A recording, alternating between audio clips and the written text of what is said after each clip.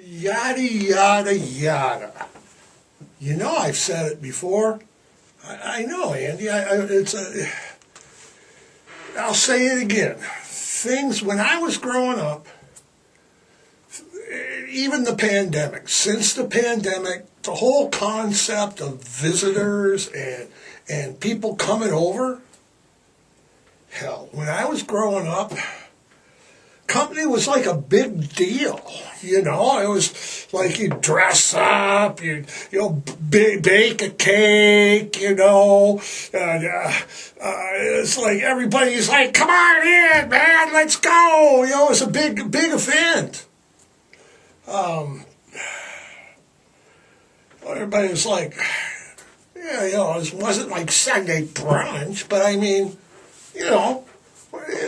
before the pandemic, it was like, yeah, come on over. Now, Andy, not so welcoming. No, there's a knock on the door. It's like, who is it? You're peeking out the windows, looking out that little hole in the door. They got their thumb on the thing you can't see. Kids are screaming, Mommy, who's knocking on the door? I'll find out. Grandma, go hide. Man, it's like changed. People come by to their house. We got a sign at our house in the door. No soliciting. No anything. Just don't knock. Just keep going down the street. No nothing. Period. No, it's a good morning. It's Rocktober 9th. Second Monday in Rocktober means what? What day is it? It's the Indigenous Peoples Day, Columbus Day, Italian Heritage Day, because the Italians think that means the banks are closed, no mail. We're here.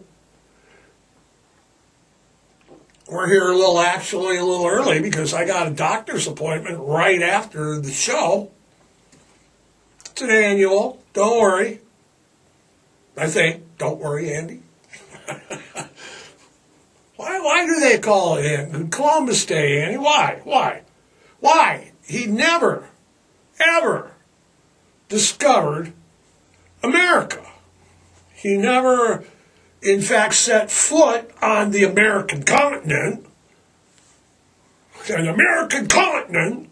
He never set foot there. Look it up, Andy. Throw it up here. See if I'm right. Come on. And he's showing me he discovered an island in the Bahamas. Is that Nassau? Bahamas? Like, Nassau's gone funky. Do. Nassau's gone soul. Okay, calm down, Beavis. All right.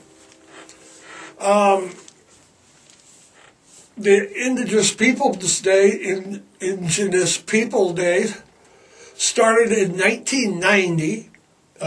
Makes sense to me. They were here first. Columbus didn't. Good old Chris didn't discover squat. So, yeah, he didn't. No, it was like the Bahamas. He was like on a vacation or something. It's like, oh, let's stop off at the Bahamas, and that's what he did. I'm telling you, the Mayans and the Aztecs and the North American hunters and gatherer tribes were here long before Chris set foot in the Bahamas. Not to mention the Vikings. That's right. The Minnesota Vikings were here before Columbus. Throw it up. Andy, if Columbus had never set foot on the North American continent, wouldn't it make sense that the Minnesota Vikings were here before Columbus? Right? Okay. So, I know. I was watching anyway this weekend. It's Columbus Day. It's the 9th. Some are working, some aren't. Obviously, my doctor's working. Have to get there and wait. All my blood pressure's already going up. By the time I get there, they'll be like, holy shit, this is off the charts. My weekend was great. How was yours? Michigan won. I'm watching the Red River Rivalry. It was on ABC. It's the annual game between Oklahoma and Texas. Texas, if you remember, was ranked third going into the weekend. They beat Oklahoma 49-0 last year. This year wasn't there. Oklahoma beat them in 15 seconds left in the game, and of course Michigan rolled over Minnesota, like I said. No, not the Minnesota Vikings. The Minnesota Golden Gophers. 52-10. So anyway, I'm watching the game and a commercial comes on. And I was on Antenna TV now. And a commercial comes on for, it was Vegan Pets. It's based out of Cedar Park, Texas. And it's a division of Transnova Genetics, and it offers cloning. I mean, the commercial was just, like they're playing with their pets, and then their pet dies, and it's almost like a Saturday Night Live skit, It's like, well, the pet died, and don't worry. We'll bring it back to life. They offered cloning service. Vegan Pets. It was, look it up. Look it up, Andy. Look that up. I get spelling. Vagen. Vegan Pets. So it's based out of Cedar Park, Texas. They do cloning services.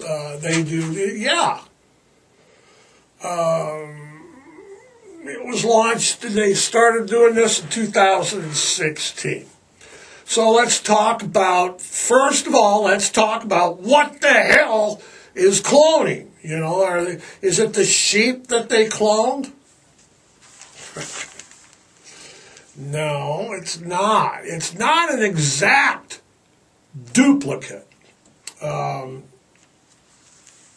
every way, shape, and form. It's more like identical twins. It's like although clones carry the same genetics, exact the same, they're not the same animal. After all, they do not carry the same, let's say, memories, and experiences.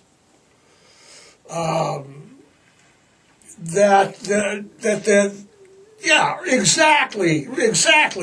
It's like if you take two animals, twins, and put them in different places, and you raised one of the twins, which was a pup.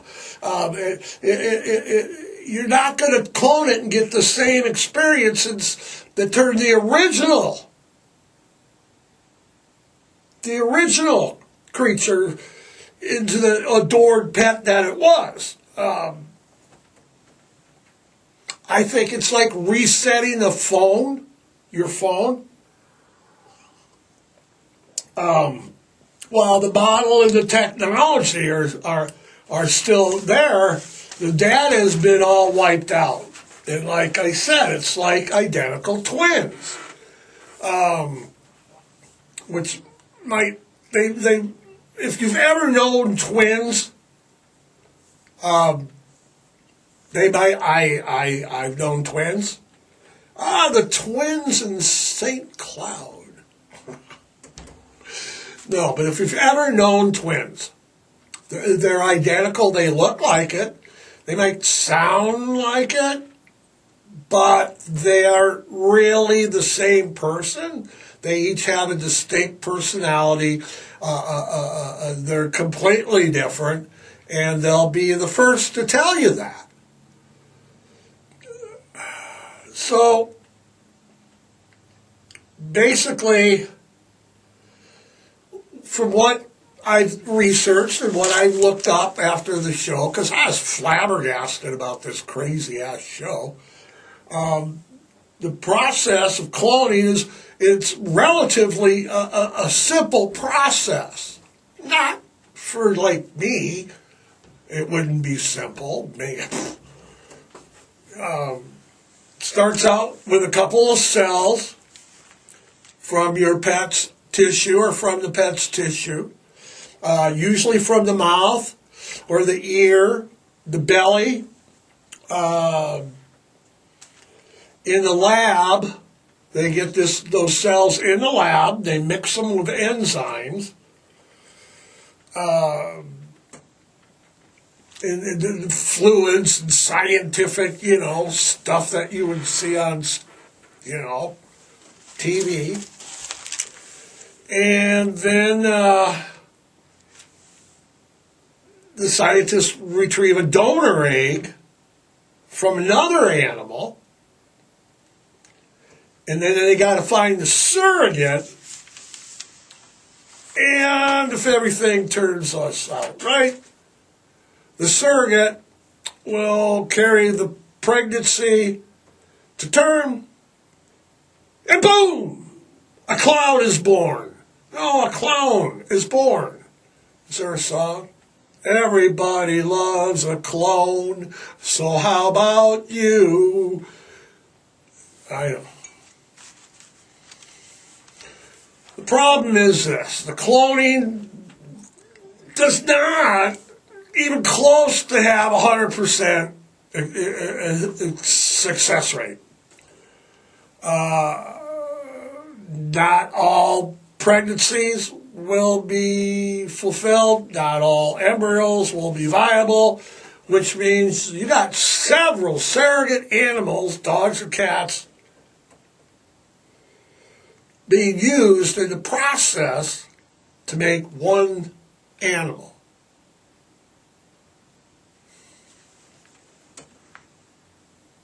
That's like bullshit. California tried to ban it. People said no. Of course, you all know human cloning is not supposed to be going on. I'm sure that in some lab somewhere there could be something going on that the public does not know about. But it's like, wow, it takes like several animals to just get a clone of the animal that you wanted. What about all the shelter animals? It's like, not only that, Andy, but God, because, the cloning's not a natural process, for sure. It's like it's not happening like naturally. There could be abnormalities in the embryos that could probably lead to miscarriages or death just after birth. People think, I'll just press a button and out will come Fluffy. That's just not the case. You know, you may love Fluffy, but do you really want several animals to suffer and die, actually, in order to have your just one Fluffy back that looks like it? You know, I'll give them that. It looks like the same. I've seen them. You know, in the research, you can look it up on Google, Go Duck Go or whatever, Duck Go, Duck Duck Go, Mozilla, whatever browser, you look it up, you can find it like, bam. And like again, it's the whole naive concern. You know, it's the whole the naive. I'm just so concerned about it, Andy. The whole naive notion that the clone's going to be exactly the same, and you'll have the same relationship. It'd be like if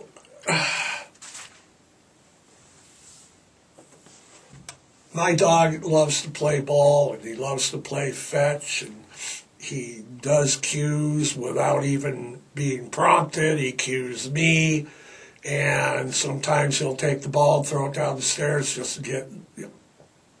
So I'm assuming that if I cloned him, that when he died and I got a new one, it would be just like him. He'd just be liking the ball. And nothing could be further, Andy, from the truth. Nothing could be further from the truth. So basically, like I said, you know, it's 50 to like $75,000, $85,000, 30 to 50. What do you got here? $30 to $85,000 to basically create a exact duplicate of the pet that you had that's going to have a different history and a different personality than the original, so it's not going to be the same in any way, shape, or form. Or like I said before, or you could adopt an animal that would be otherwise killed in a shelter. You know, it just... I know this, and I just can't harp it enough. You're talking about getting the same pet, but actually what you're getting is an identical twin at a different time. Basically, instead of identical twins being born at the same time, they could be born years, decades apart. Like I said, it's what? 50,000 a dog, 30,000 a cat, 85,000 for a horse. That's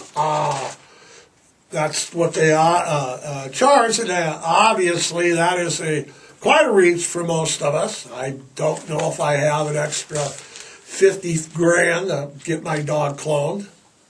It's only 6, so according to these people, I need to start thinking about it right now. But a number of famous people, have recently done they've done that in the recent years. A couple that come to mind is in 2018, Barbara Streisand, if you remember, disclosed that she used Viagen, Viagen, to clone 2 puppies when her beloved, I don't know the dog's name, so she may got 2, so it cost probably 10, 12 animals to get her 2. Same year, Simon Cowell, isn't he like America's Talent or America's Not Talent or some... He was cloning his 2 Yorkshire Terriers.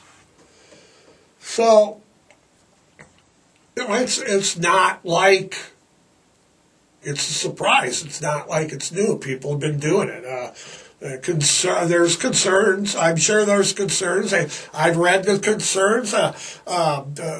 Numbers of scientific studies say that cloned animals are more prone to disease.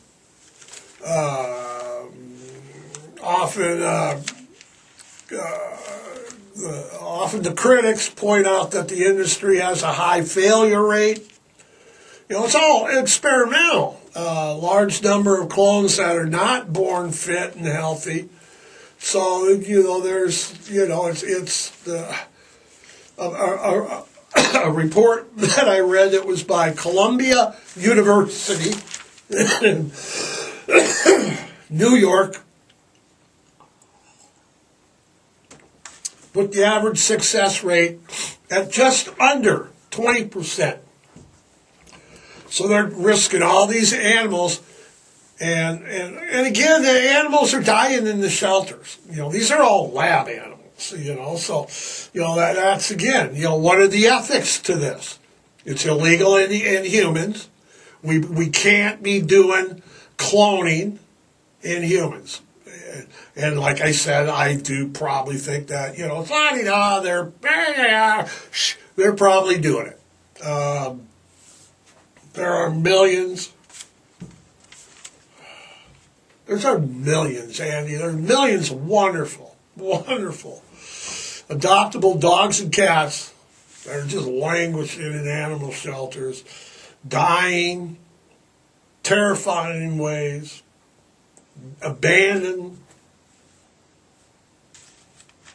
I think you realize that, by cloning and making more animals, it's got to add to the homeless animals, the animal population. If you're just making more, makes sense to me, doesn't it? Don't it to you? I mean, Christ, I suggest that anyone looking to bring another animal, companion, into their life would adopt from their local shelter instead of cloning, which, I don't know. Do you think, Andy, it might be a little cruel, and it might be a little money-making fad right now? Because there's going to be legislation sooner or later. Sooner or later, someone's going to have to say, wait a minute. This is pretty cruel and inhumane. And there's like thousands of animals in shelters. And so why are we letting them just make more? Can't do it with people. Or can they? Some lab in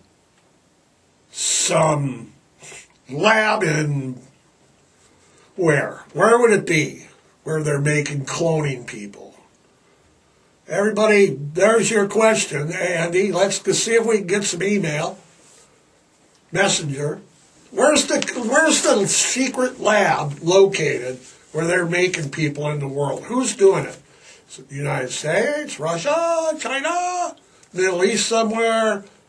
Maybe some lab in Vatican City?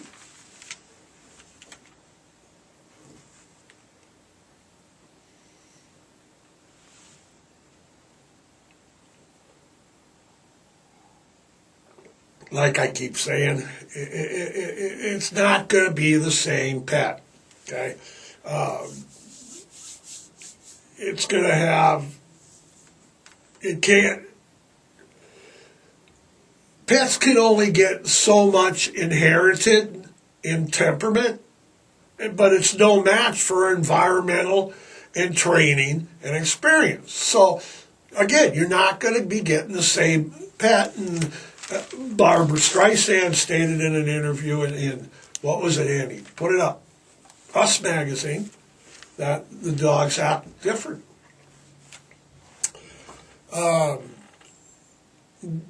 Yeah, no, exactly. They might look the same.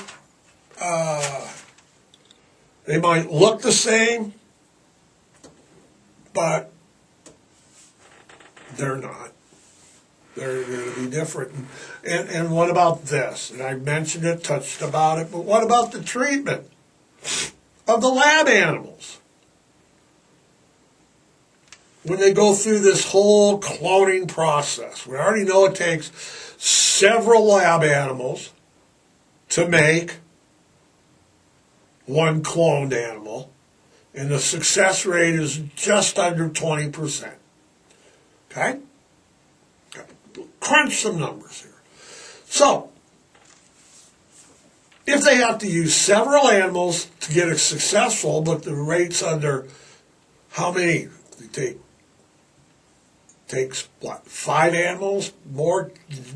I'm looking at 9, 8, 7 was my numbers. Still, that's a lot of animals to be going through this cloning process that are getting hormones, surgical implants, egg harvesting. You don't think animals are harmed in this whole process? You know? Nobody that I've read about likes it, except for the science community that's doing that. They're big money backers. What about when they're making that clone? What about if there's 2, because they do multiple to just, if they only have a success rate of 20, less than 20, they got to try multiple times. Maybe they get 2. Maybe they get 2 successful ones. What do they do with the other one? You didn't order 2. Happens.